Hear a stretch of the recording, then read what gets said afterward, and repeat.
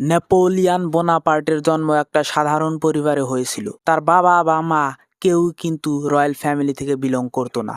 এরপরও সে নিজেকে ফ্রান্সের সম্রাট বা এম্পারার হিসেবে গড়ে তুলতে সক্ষম হয়েছিল। আজকের এই এপিসোডে আমি আপনাদের নেপোলিয়ন বোনাপার্টের বিষয়ে কিছু অজানা তথ্য, ইতিহাস বা গল্প সম্পর্কে বলবো। 1 নাম্বার, নেপোলিয়নের যখন বয়স ছিল 16, সে ফ্রান্সের একটা মিলিটারি স্কুল থেকে গ্রাজুয়েট হয় আর ফ্রান্সের সেনাবাহিনীতে যোগদান করে। তার বুদ্ধিমত্তা অনেক ভালো আর মিলিটারি ট্যাকটিক্সে পারদর্শী হওয়ার কারণে তাকে অতি কম সময়ের ভেতরেই জেনারেল র্যাঙ্কে প্রমোট করে দেওয়া হয় আর ওখান থেকেই শুরু হয় তার সম্রাট হওয়ার যাত্রা। 2 নাম্বার, নেপোলিয়ন যখন আর্মির জেনারেল ছিল তখন সে 41টা যুদ্ধর নেতৃত্ব দিয়েছিল আর জিতেছিল 44টা, অর্থাৎ সে নেতৃত্ব দেওয়া 80%রও অধিক যুদ্ধ জিতেছিল। মহাশক্তি রাশিয়াকেও সে 2বার হারিয়েছিল।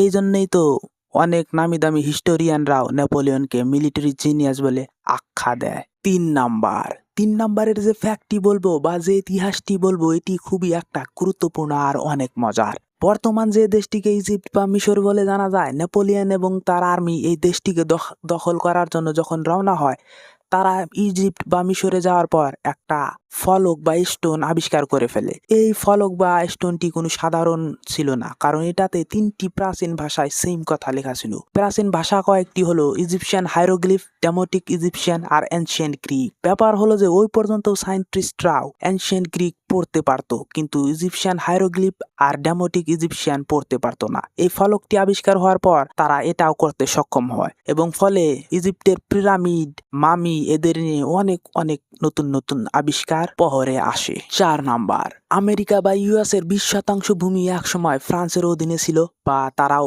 কলোনাইজ করেছিল। নেপোলিয়ন হলো ফ্রান্সের সেই সম্রাট যে ওই সময়কার আমেরিকার প্রেসিডেন্টের কাছে এই মাটিগুলো বিক্রি করে দেয় মাত্র 15 মিলিয়ন ইউএস ডলারের বিনিময়, যেটার বর্তমান মূল্য 400 মিলিয়ন ইউএস ডলার বা 3500 কোটি টাকা। স্ক্রিনে আপনারা যে আমেরিকার স্টেটসগুলোর নাম দেখছেন, এই সবগুলো একসময় ফ্রান্সের অধীনে ছিল।